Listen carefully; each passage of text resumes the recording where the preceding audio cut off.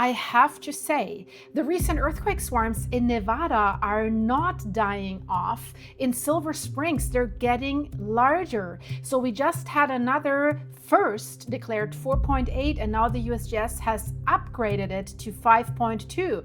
So what we were thinking just 2 days ago, that probably we've seen the largest earthquake and that the rest is aftershocks, and that the swarm, like most swarms, hopefully is gradually dying down.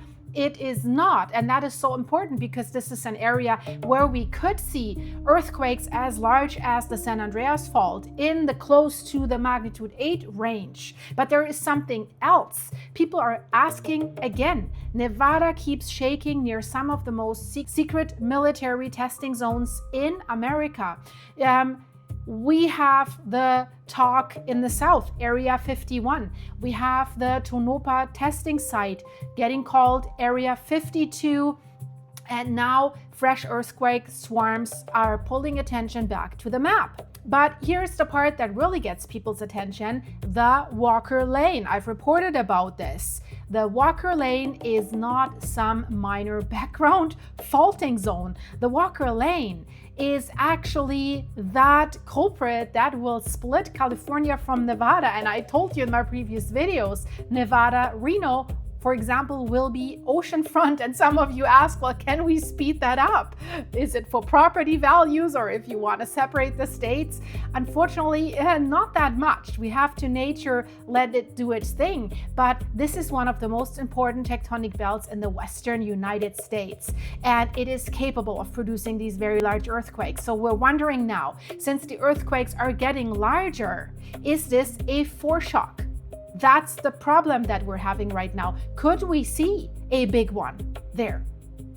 So researchers are saying large earthquakes possible over geological time. This will be a new plate boundary between the Pacific plate and the North American plate. And we also know that that plate motion that the San Andreas fault basically is capturing is traveling further inwards, and the Walker Lane is taking some of that energy as well. So why does this earthquake swarm matter? And let's talk about the locations before we talk deeper into why this is happening and what is happening and what is nearby. So I want you to look at the USGS map here.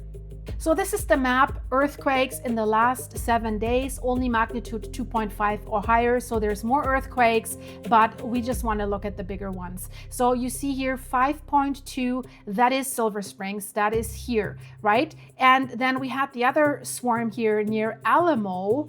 That hasn't produced anything today. So I think it has produced, let me see, what does it has? No, has the last earthquake yesterday. So that was still active yesterday, so it could produce more today. So let's look at this one, because this one was drawing a lot of speculation the last few days. I saw it in the comments. What is happening? This was this magnitude 4.4 near Alamo, Nevada on April 29th. Alamo, not the one in Texas, right? This is Alamo, Nevada. And then if we go a little bit further up, we see an area here that is of a lot of interest. This is actually, that's what they call Area 51, right? Near that dry lake area here. And you see there's lots of, I don't know, roads or landing strips and stuff like that, right? So the speculation was, is something that is going on here causing the earthquakes that are going on here? But this is something that we need to discuss. And you see there's mountain ranges in between. There is a specific tectonic setting. So to say that if something's going on here, that we see the earthquakes here, is it a far stretch? Let's look into this, but let's zoom out a little bit. And all the red things that you see here, these are actually small fault lines as well. And there is fault lines, you see that here. Unfortunately, if I zoom in, they disappear here on the USGS map. Now you can still see them, now they disappear. So there is fault lines here too. So now let's get back up to Silver Springs. Silver Springs in the Lahontan State Recreational Area, right? So this is where we have today's earthquake swarm that is continued and is going into the larger areas. And I want to show you this map. This is the Walker Lane here. You see, the Walker Lane is quite far stretched. This is a big tectonic area. So this is not just one fault, one single fault like the San Andreas fault, right? That's why it looks a little bit different. So it's many fault systems that are working together. So the warning here that we want to give out is not that Nevada suddenly started shaking. Nevada has a lot of seismic activity. The warning here is, I want to make that clear, that it has not stopped. And the Silver Spring swarms that we see here are still active. And the fact that this quake was actually upgraded and first showing lower, this comes after a magnitude 5.7 was recorded on April 13th, and we had a magnitude 4.8 in that area on April 22nd. So it hasn't slowed down, it's getting up.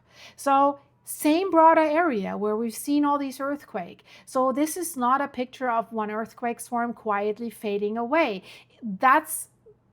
And I said it in my last video, we hope that it does, right? That it doesn't lead up to a larger one. I'm not saying there will be a larger one, but we have to be more aware the likelihood is increased. So this region is releasing stress right now, that is clear. So it does not prove that a larger quake is coming next, but it absolutely means nothing's dying down just yet. So the short-term risk stays elevated while the swarm remains active. And I want to tell you what one of my viewers said about the earthquakes in the comments of my last video. So it was definitely felt. So thank you for giving that feedback, because it helps us from locals that actually live there. So if you live in the area, you felt, you heard something, please let us know, describe it. How long did you think it last? How was the shaking? And let's be very careful here. These earthquake swarms do not mean that these swarms were caused by anything happening at these top secret sites.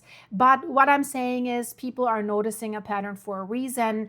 We do know Nevada has these secretive test range, restricted zones, and a long history of mystery attached to certain places, right? We have like nuclear testing and stuff like this. And in the current world situation, yeah, you might jump to some conclusion. So when the ground starts moving in one or more than one part of Nevada, of course, people are trying to connect the dots or find a connection to be able to connect some dots. But the real question is whether those dots point to what many call conspiracy, or to something bigger that is already built into the crust of Nevada itself. So let's start with what is happening right now. The strongest quake, 5.2 near Silver Springs, is about 12 miles southeast of Silver Springs at a shallow depth, very shallow, only 3 miles or 5 kilometers. And it was felt widely across a region like Reno, Lake Tahoe, and even parts of Northern California. We have more than almost 2,000 people that have reported feeling it, like my viewer felt it.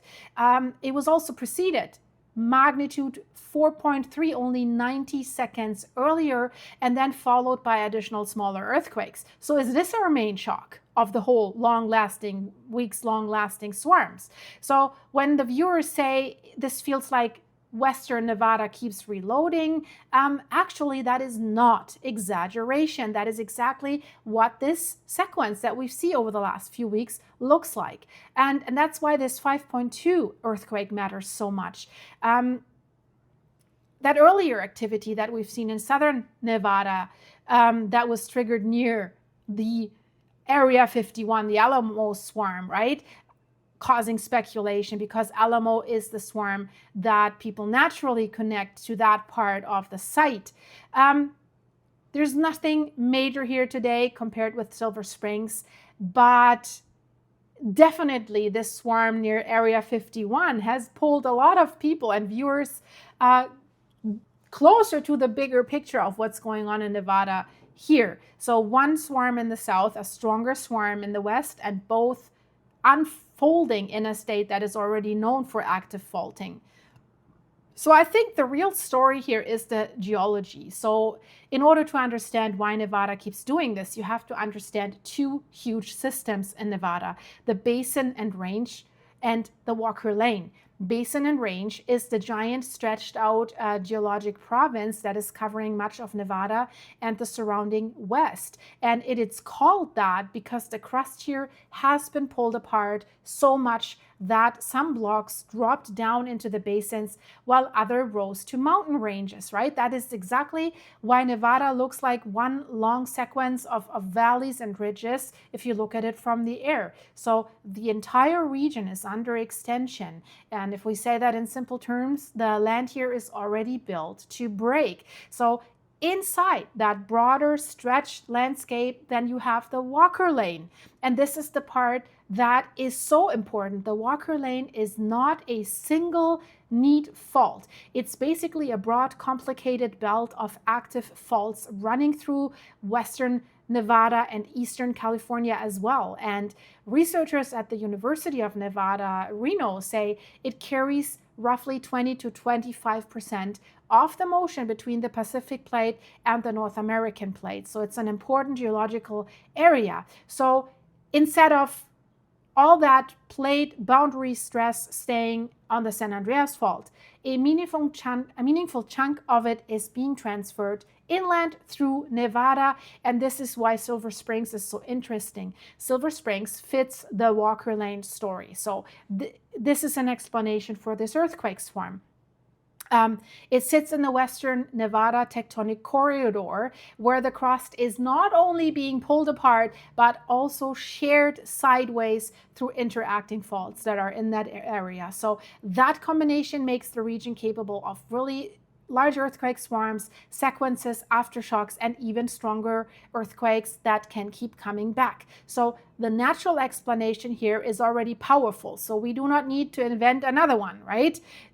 It is natural in my opinion. So I don't think it has anything to do with any testing or anything, that location. So, and I said it before, Walker Lane, Nevada hazard material and historical earthquakes in that broader region show this system is associated already with major earthquakes, including events above magnitude 7, and some western Nevada faults are capable of magnitude 7 to 7.5, some say 7.8 earthquakes. So same scale that they're afraid of with the San Andreas Fault. So when we hear there's an earthquake swarm, we should not think this is harmless. We should think this is active fault country. So when we hear now Nevada could become oceanfront, this is the longer geological idea. The Walker Lane is part of a very slow shift where the real plate boundary is basically developing.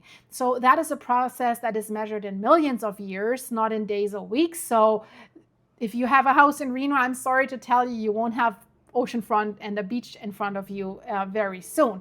So it's not suddenly splitting away tomorrow because of this swarm, but the region is already fractured, is already shifting, and it's already under tectonic stress, so the split has already started. And when we go back south to that Alamo swarm, that's a little bit different. So this is more of a southern Nevada and Basin and Range story, which is also why it has stirred up that Area 51 talk, right? People see like southern Nevada shaking and immediately think about restricted airspace that is near Groom Lake, where we have underground facilities, military ranges, like all of it, right? But the key point is this: southern Nevada is also naturally faulted. It is naturally stretched and it is naturally seismic. So even there, even though we have the presence of these secret sites, it does not mean that these earthquakes have a secret cause. And honestly, that might be the most unsettling part of all, because there's an easy viral explanation is that, something at the base caused this, right? But the more serious explanation is that Nevada itself, it is very unstable ground Western Nevada is carrying inland plate motion through the Walker Lane, and much of the whole state sits in the extended Basin and Range. So whether the shaking is near Silver Springs or Alamo or even further towards Tonopah, which we have seen, the Earth already has plenty of reasons to move. So for now, this is how I would leave it, guys, honestly. Let's not claim any conspiracy. I